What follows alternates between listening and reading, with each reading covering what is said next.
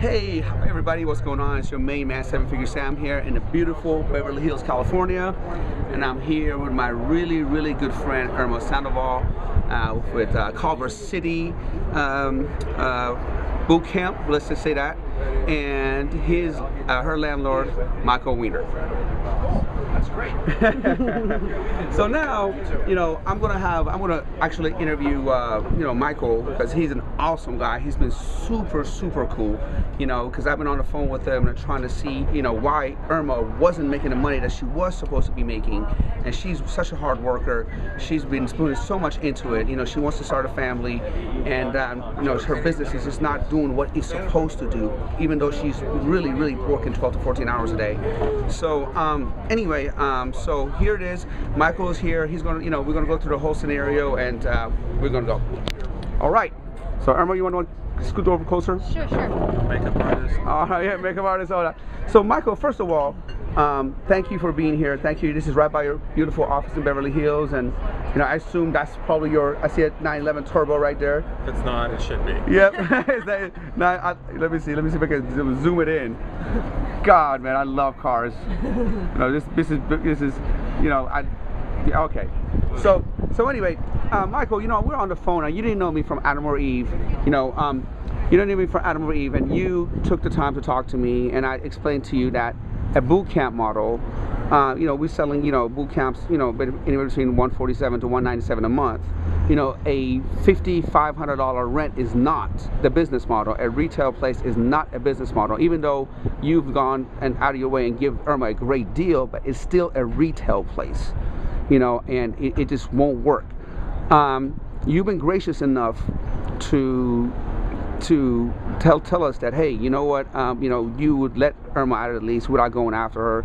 So I'll just let you explain the process and what, who was the realtor that actually came in and said that it was okay for you to have a $5,500 overhead and all that kind of stuff. So Michael, can you tell us about that? I can't comment on what the broker told Irma, but I can tell you a little bit about, I'm happy to answer any questions you have about the process as we were involved on the landlord side. Okay. Now, when the deal was negotiated for your space that Irma leased, do you think that the realtor knew what he was talking about, and he was experienced in an experienced realtor knowing what he was doing?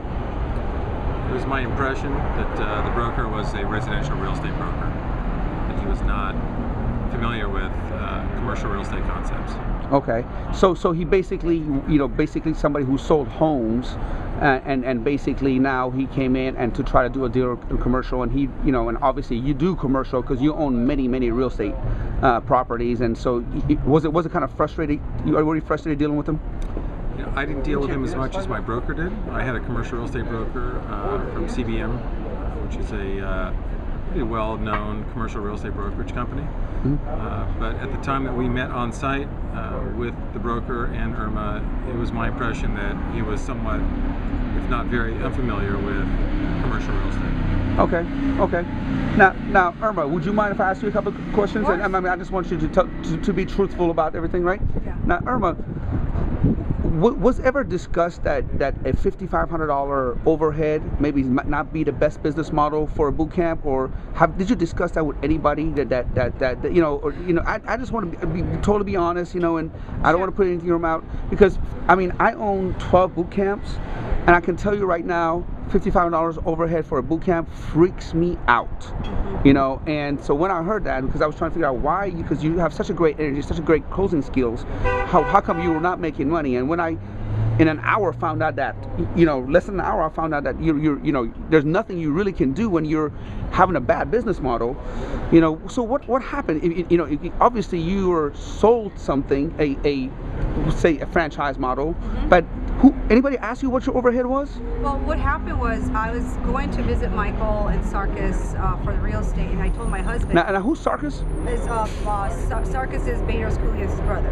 Oh, okay. So he did the real estate deal. Okay. So Bader's referred Sarkis, and Sarkis was helping me out, and because Bezos has helped me out, I trusted and really devoted my time, anything that Sarkis says I was going to do, because Bezos has helped me out so much, and he's my mentor. He was my mentor at the time.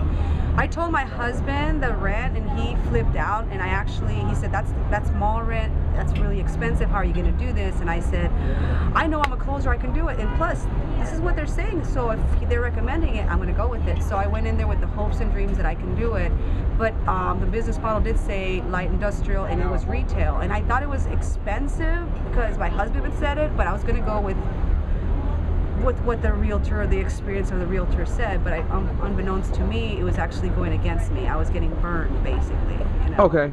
Okay. So, all right. So, just so, just for the record, I don't, and I'm, well, no matter whatever the difference is and all that kind of stuff, I don't think that anybody had any ill intentions. Sure. You know what I mean? But I really don't think somebody tried to burn you on purpose. Right. I just think that sometimes when we try to grow our businesses, whether it's our boot camp or our franchise and stuff like that, sometimes we get a little more aggressive and really not look at the business model and think that we can just make money out of thin air, and we can't just make money out of thin air. And we got to really look at the business model. And Michael, would you because I mean you're a guy who does extremely well. I mean, you live in Beverly Hills. You have many commercial real estate and all that kind of stuff. Would you say that? What would you say one of the most important things? Would you agree that the real estate should be the real estate model, like whatever the business is, should be the first thing looked at?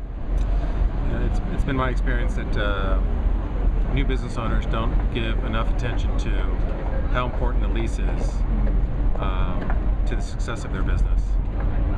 It's a very important part of any business's success. I mean, for example, we have people that rent space for restaurants and negotiate a 3-year lease because they don't want to commit to long term, and they'll spend $100,000 to fixturize their store, and at the end of 3 years, the business is doing well, they want to renew they want to stay, and they're really at the mercy of the goodwill of the landlord.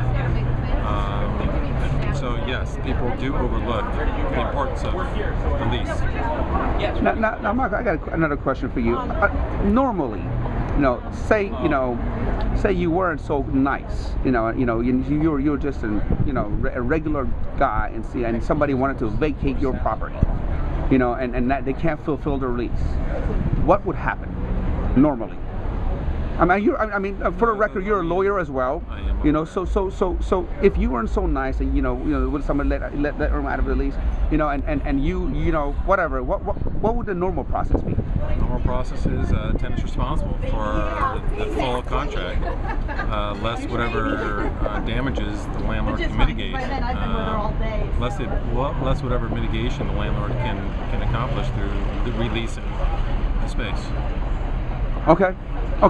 Awesome. Irma, just get this real quick. Sure, of course. This is your man, Seven Figure Sam, here in Beverly Hills.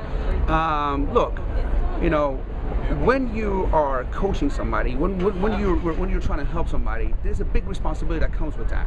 I mean, these are people's lives that we're playing with here, and when we got to make sure that all the fundamentals are correct before moving forward. Having a business, boot camp business, any business, it's not just about getting clients and open up shop. It's about having the right business model. Now, if you don't have the right business model, I don't care if you're Michael Phelps, you can't swim upstream from the current. You cannot do it. It's an uphill battle, and it's not going to win. I don't care who you are. So make sure you have the fundamentals right before you move on in any business. Thank you so much. I would say have a good professional, spend the money and have a lawyer review your lease, and make sure you have an experienced, disinterested real estate professional working on your behalf as well. Okay. Thank you. Thank you so much. See you soon. Bye-bye.